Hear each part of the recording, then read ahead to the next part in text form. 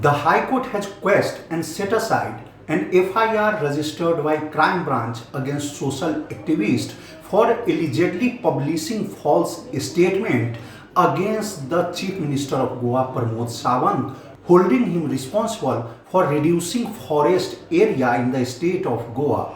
On the basis of a complaint by Deputy Conservator of Forest, Crime Branch had registered FIR against Gaurav Bakshi for making and circulating on social media false statement. Gaurav Bakshi submitted before the High Court that he has already deleted that social media post and he also tendered unconditional apology.